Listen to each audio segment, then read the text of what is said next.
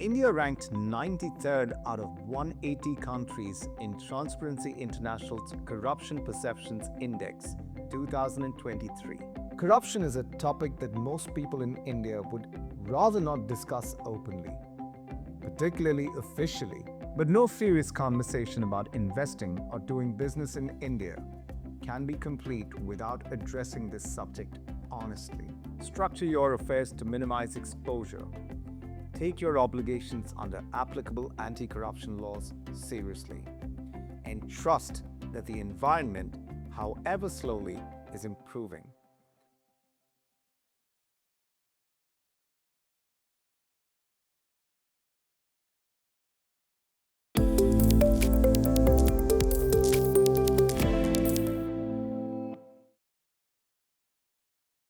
Hello and welcome back to the Veyrah Law Series. Today's episode is a somewhat uncomfortable one to make. Corruption is a topic that most people in India would rather not discuss openly, particularly officially. There is a natural reluctance in business circles to name the issue plainly, partly out of social convention and partly out of a very understandable concern about how such candor might be received by the authorities. But no serious conversation about investing or doing business in India can be complete without addressing this subject honestly. So we're going to do exactly that, with one important clarification up front. This episode is not about criticizing India or castigating its institutions. It is not a political commentary. It is about understanding a real challenge that businesses encounter on the ground and learning to navigate it sensibly and practically, and to the extent possible, legally. The goal, as always in this series, is to help you operate in India with your eyes open. My name is Ajay Joseph. I'm a partner at Veyrah Law. We are a law firm based in Mumbai, India. You can find more information about me and Veyrah Law on our website. The link is in the description below. Before we get started, a quick reminder. These videos are not advertisements or solicitations. They are only for sharing information. Nothing shared here should be treated as legal advice. Please consult your own advisors before making any decisions. Lastly, please read the disclaimers carefully. With that done, let us address the issue plainly. Let us start with the data. India ranked 93rd out of 180 countries in Transparency International's Corruption Perceptions Index 2023. In 2024, the ranking remained in the same broad range. To put that in context, India ranks below Vietnam, China, and most of its Southeast Asian peers on this measure.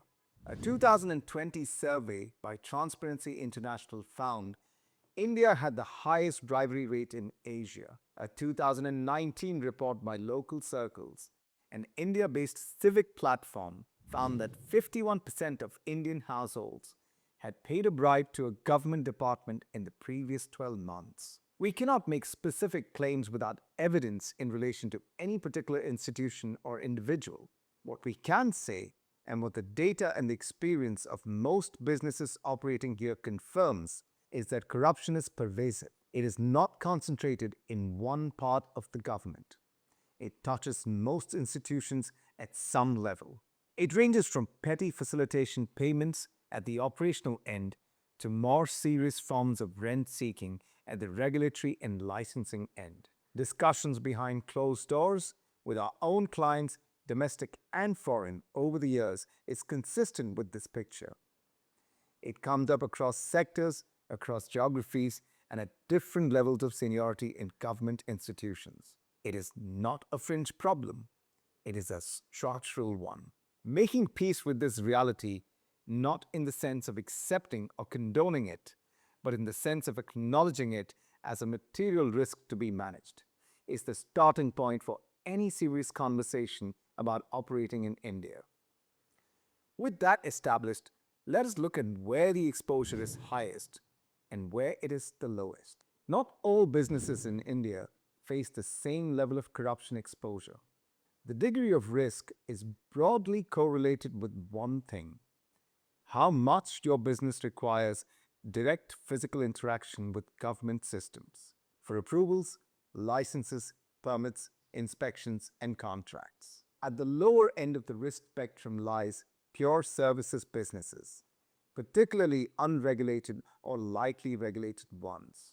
A foreign company providing technology services through a wholly owned subsidiary can, in practice, operate with minimal exposure to government touchpoints. Probably explains the rapid rise of the IT services and related outsourcing businesses in India. Payroll compliance, GST filings, and corporate regulatory requirements are largely digitized and process-driven. They can be managed with limited human interface with government officials. Financial services regulated by sophisticated central regulators, principally SEBI and the RBI, also benefit from a more institutional and process-oriented interface. These regulators have invested significantly in digitizing their approval and compliance frameworks. The corruption risk, while not zero, is considerably lower than in more opaque licensing environments. At the higher end of the risk spectrum sits asset-heavy businesses, particularly those that require land acquisition, construction approvals, environmental clearances, mining licenses, or government contracts. Real estate, infrastructure, natural resources, and public procurement are sectors with the highest corruption exposure in India. The Trace Bribery Risk Matrix rates India's interaction risk for businesses requiring government permits and licenses as significantly elevated, particularly at the state and municipal level. A practical way to think about your exposure is this: the more your business depends on physical assets, physical presence, and physical interaction with local government bodies, municipal corporations, state revenue departments, pollution control boards, factory inspectorates, the higher your corruption exposure. The more your business runs digitally through central regulators, the lower your day-to-day exposure. Understanding your exposure is the first step. Now, let us look at the international legal dimension, which every foreign investor must understand clearly. Several major economies have enacted extraterritorial anti-corruption legislation. Their laws apply to the conduct of their companies and nationals anywhere in the world, including in India. The three most significant frameworks are the US Foreign Corrupt Practices Act, the UK Bribery Act, and the EU Anti-Corruption Framework. They differ in their details, but they share several fundamental characteristics. First, extraterritorial reach. These laws generally apply to conduct occurring outside the home country's borders. If a company has a sufficient connection to the jurisdiction, such as being listed on a national exchange or conducting part of its business there, it can be held liable for actions taken by its employees or agents in other countries, including India. Second, third-party liability. A company may be accountable for the actions of third parties acting on its behalf. This includes local agents, consultants, joint venture partners, and contractors. If a bribe is paid through any of these parties, even without your direct knowledge, you may still be exposed. Third, duty to prevent. All three frameworks place a clear emphasis on prevention. Having a robust internal compliance program is not optional. It is a primary factor in determining liability and the severity of penalties. These three laws differ in some ways as well. The US Foreign Corrupt Practices Act focuses on prohibiting payments to foreign officials to gain business advantages. It requires companies to maintain transparent financial records. It includes a narrow exception for minor facilitation payments to expedite routine government action. But that exception has been significantly narrowed, is what we understand from public sources. The UK bribery law creates 4 offenses: bribing another person, being bribed, bribing a foreign public official, and the corporate offense of failing to prevent bribery. The failing to prevent offense is subject to liability. A company is guilty if someone associated with it pays a bribe to obtain a business advantage, unless the company can show it had adequate procedures in place. Unlike the US framework, the UK Act has no exception for facilitation payments. The EU framework is moving toward greater harmonization through proposed directives aimed at standardizing minimum standards for bribery offenses across member states. The practical implication for a foreign investor operating in India is stark. If a bribe is paid by or on behalf of your business in India, even if you are unaware of it, you may face criminal liability in your home jurisdiction. Ignorance is not a defense. The duty is on the company to have adequate preventive procedures in place. With that backdrop understood, let us turn to what businesses should actually do. Our practical framework for managing corruption risk in India is built around one core principle: accept the reality of the environment, make a clear and conscious decision to operate with integrity, and then structure your operations so that your exposure is minimized and where it cannot be avoided, appropriately managed. First, accept the reality and make a deliberate choice. Be honest with yourself. If your business requires approvals, permits, or licenses that routinely involve physical interaction with government officials, you will at some point encounter demands for facilitation payments. The right response is to make a clear, top-level policy decision that your organization does not pay bribes, non-negotiable, documented, communicated to all staff and agents without ambiguity. This decision needs to come from the top. It is not just good ethics, it is a legal necessity under the FCPA, the UK Bribery Act, and equivalent legislation, all of which require demonstrable senior commitment to compliance as part of any defense, relying on adequacy of internal procedures. Second, outsource government interface functions to professional agencies.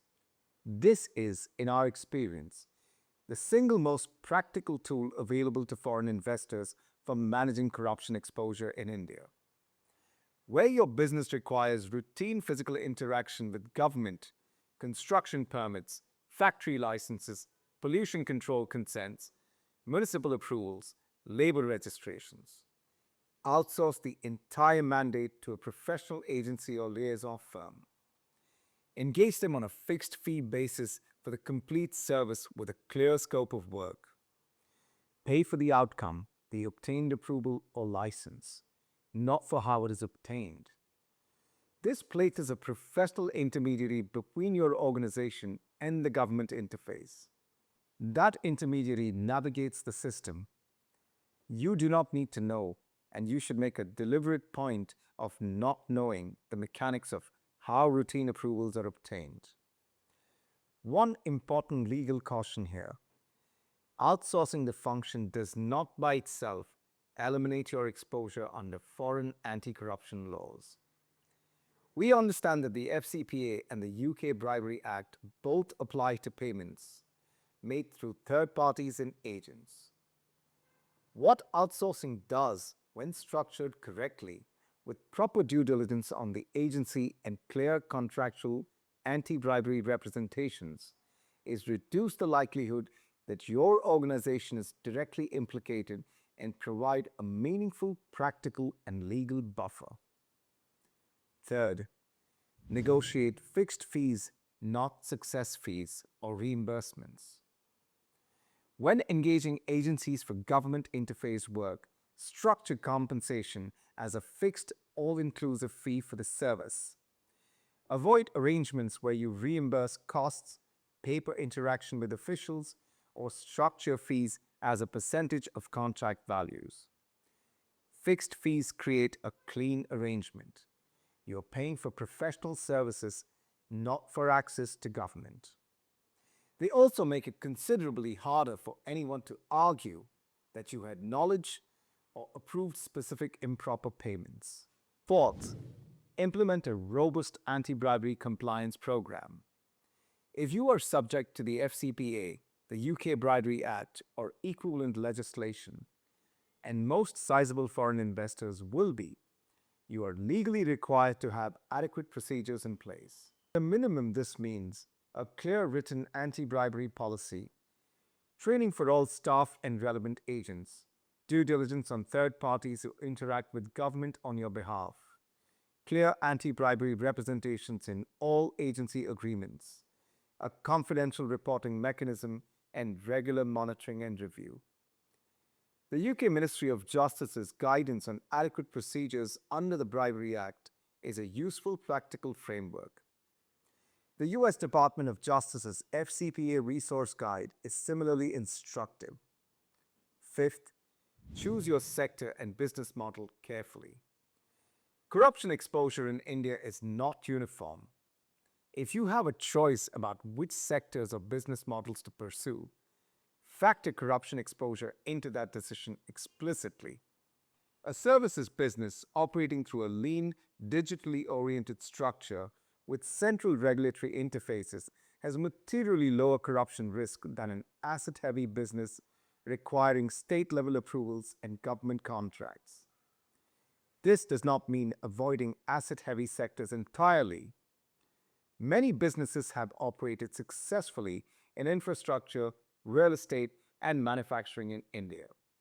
But it does mean pricing the risk accurately and putting commensurate safeguards in place. Sixth, keep scrupulous records of all government interactions. Where your personnel or agents interact with government officials, even in entirely legitimate contexts, ensure those interactions are documented. Keep records of all meetings, communications, and approvals. This creates an audit trail that demonstrates legitimate conduct, and it provides early warning if something irregular is occurring. Any request for a payment, however it is framed, should be documented and escalated immediately to your legal team. Seventh, know your obligations under Indian law too. India's own anti-corruption legislation, the Prevention of Corruption Act 1988, as amended in 2018, applies not only to government officials but also to private individuals and companies. The 2018 amendments introduced corporate liability for bribery offenses and created an offense of giving a bribe to a public servant. Commercial organizations can now be prosecuted for bribery offenses committed by persons associated with them. This is broadly similar in concept to the UK's corporate offence. Understanding your obligations under Indian law alongside your home jurisdiction's legislation is essential. Let us close with a broader perspective on where India is heading on this issue. We would be doing this topic a disservice if we left the picture entirely bleak. There are genuine and encouraging reasons for cautious optimism about the trajectory of corruption in India, even if the pace of change is frustratingly slow. Digitalization has already made a meaningful difference at the citizen level. In many of India's major cities, routine citizen interactions with government, obtaining birth certificates, paying utility bills, filing property tax returns, have been substantially automated. The elimination of human discretion from these processes has significantly reduced petty corruption at the citizen interface. The same dynamic is beginning to play out in some business domains. GST is a useful example. Whatever its early implementation challenges, GST has dramatically reduced the discretionary power of local tax officials in the indirect tax domain, replacing a fragmented, negotiable system with a centralized, digitized one. The financial services sector provides perhaps the most instructive model. SEBI and the RBI have progressively outsourced many of their approval and compliance functions to regulated intermediaries. Depositories, clearing corporations, stock exchanges, custodians, who operate as quasi-regulators in a competitive, technology-driven environment. The result is a sector where most approvals and compliance interactions are fast, process-driven, and largely insulated from individual official discretion. The hope, and it is a well-founded one, is that as automation, e-governance, and AI-driven processing extend further into business licensing, land records, environmental approvals, and public procurement, the scope for rent seeking at the official interface will progressively narrow. The technology is available. The political will at the central government level, at least, has been increasingly supported. The pace of change at the state and local level remains uneven, but the direction of travel is right. Corruption in India is not simply a matter of individual dishonesty. It is the product of a system built over decades around discretionary approvals, information asymmetry, and the extraction of rents at every point of official interface.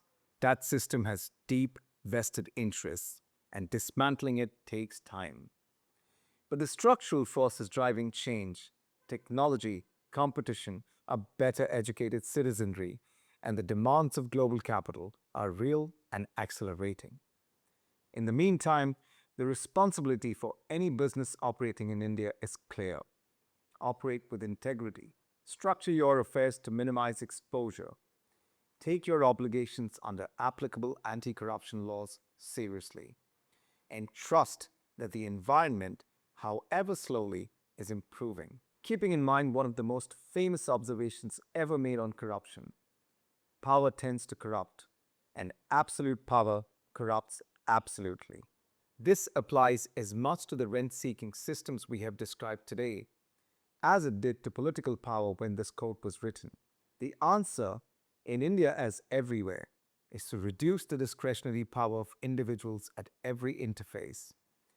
That is exactly what digitization and automation are doing, slowly but surely. We hope this episode has given you a frank and useful perspective on one of the most difficult realities of operating in India. In our upcoming episodes, we will be looking at specific sectors that attract significant foreign investment. If you found this video useful, please do share it with others who may benefit. Thank you for watching, and see you in the next episode.